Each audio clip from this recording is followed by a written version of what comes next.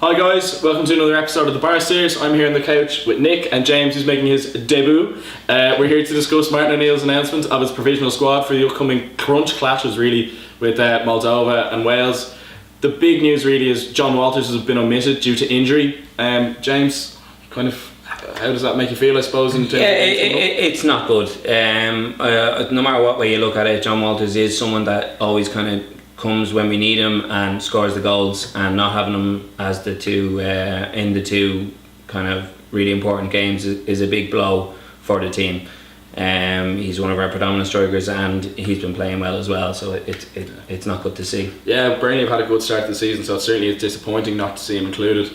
However, one positive on kind of in terms of the strike force, Scott Hogan has been included. His passport's arrived. I know there's a backlog in the passport office at the moment, but I'm sure John Delaney pulled a few strings to get it sorted. Nick, surely it's good news for the Irish team. Yeah, I think any striker coming into the squad the better. I mean, this time last year it looked like we were struggling for any kind of youthful strikers. Hogan's only about 25. Sean Maguire's coming in, he's only 23. Aidan O'Brien as well included. Yeah. So O'Brien, I suppose, he's a decent player. He's in a bit of form with Millwall.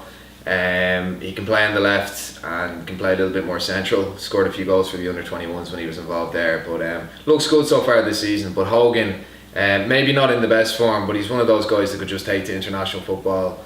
Very like Shane Long, except I think he's actually a little bit better on the ball than Shane Long. Yeah. Same as Maguire. Yeah. They're actually three very similar strikers, but most importantly they're youthful. So all of a sudden, in the space of a month, we've gotten Maguire, we've gotten Hogan, we've gotten O'Brien, and down the line looks like we could have Will Keane and Bamford coming in as well. So looks like we're well stocked.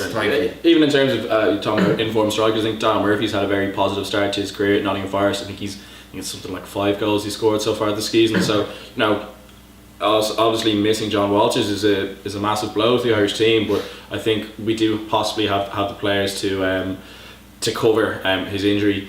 There is a few injuries again, however, in the midfield. There's talk of Harry Arter's possibly missing through injury. James McCarthy has been included in the provisional squad, but he's yet to kick a ball in anger for Everton this season. There hasn't even been much talk about whether he's been training much at all, and certainly owing to the relationship as it is between O'Neill and Ronald Koeman, whether he'll actually make it to the full squad for the games is highly unlikely. We do, however, kind of have to cover in the midfield, and David Myler had a very good game against Serbia. I think he'll probably continue in that role. Would you agree? Myler, looks like he will. I mean, to be honest, if I had my pick of a midfield pairing, it would be McCarthy and Arter. But I mean, look, Arter, he looks like he's struggling a bit internationally. I think he'll come into it eventually. Yeah. I think he's better in the midfield three. Rather than we don't play his football. He needs a little bit of protection. Yeah, he's a very strong midfielder, but unfortunately, we haven't been playing. Yeah. We can and have the potential to, but we don't seem to be. Yeah, and I think with even Horan coming in as well, like I can see down the line, and even Hendrick coming back, I can see a midfield three of maybe Arter, Hendrick, and Horan either side, maybe down the line, and that might allow Arter to kick on a bit. But in terms of the guys who are in there, it looks like Myler will continue. I don't think he's our best option, but I thought he was fantastic against. Superb game. I thought he was great against Serbia, and he'll keep that going. Yeah. And I suppose whether or not Whelan's going to be involved is another thing. I'd say Hendrick and Myler will probably come in together. Yeah. O'Kane will be pushing for a start, I think, in the last couple of games. Yeah. I think O'Kane, he's done very well with Leeds. I think they're top of the table at the moment, going very well. Another player you touched on, Glenn Whelan's clubmate, Conor Hourihan. He just had a very good start to the season with Aston Villa. He's got 5 goals from a central midfield position. I think he scored the winner at the weekend as well. Yeah, from free kick. From free kick. So certainly, obviously Robbie Brady's missing the first game against Moldova. So it'll be interesting to see if someone like Conor Hourihan is given a chance, because of his dead ball prowess. Yeah, O'Neill likes him. O'Neill seems to be a big fan of him. And he was saying whenever he sees him at the edge of the box, he thinks he's going to make something happen. And in 2 games that we need to win, I think we'll be okay against Moldova. People are comparing them to Georgia. Georgia are a far superior team than Moldova. But against the likes of Wales, where it could be a tight game, we'll need something out of nothing. Hourihan can either provide that with an assist or even just a snapshot or something like that. I thought he didn't get that much time against Serbia, but I thought he looked alright. In his first couple of caps, he was played kind of as a holding midfielder, and I think he's better in the box-to-box role with the holding midfielder beside him, possibly Myler, and going forward either Archer or possibly McCarthy. But yeah, I think he'll feature in the next couple of games. Myler certainly will, I think. And I think they're both important as well. I mean, you've already touched on the fact that Clark and Duffy aren't very comfortable on the ball. We need someone going box to box and playing that kind of position, and we have the players there. So this against Moldova, where we are expected to win, is a good time to try that out. I think. But do you think it's a good thing? Obviously, a good thing that Jeff Hendrick is coming back into the squad after his recent injuries. Absolutely, 100%. We definitely missed him there in the last couple of games, 100%. And going forward, I think he's an important player.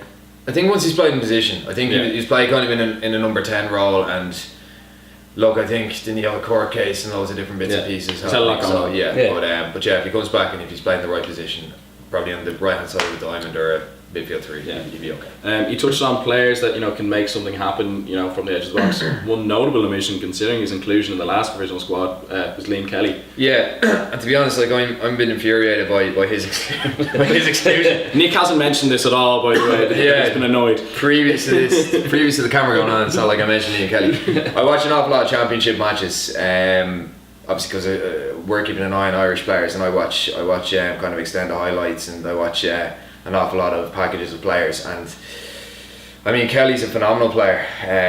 Like I'm not saying he's David Silva or anything like that, by no means. But in terms of what's available to us, in terms of what we can pick, he's a phenomenal player. Would you say he's on par with someone like Wes Hoolahan? He's better. Judging on the last year, he's better than Wes Hoolahan. And like I'm a huge Wes Hoolahan fan, I would start him, but if I was to say to people who maybe don't watch much of the championship, maybe haven't seen Kelly play before, he, in the last year anyway, has been a far superior player to Wes Hoolahan, and that's saying a lot because I think Hoolahan adds a huge amount. I think it's he's one cap at under 21 level.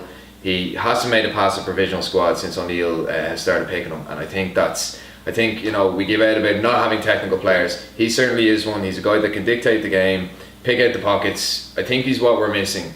And look, he might have gone captain the last 2 games, but I look at Woodburn for Wales. Yes, they're playing on 2 different levels, but it's good enough for Wales to hand the debut to a 17, 18-year-old, but we can't give it to Kelly, who's nearly 22 and playing first team football. I think even just to include him in the squad environment could be incredible. Yeah, he deserves it. He deserves it as well for the way he's playing, and for a great team that have been playing really well as well.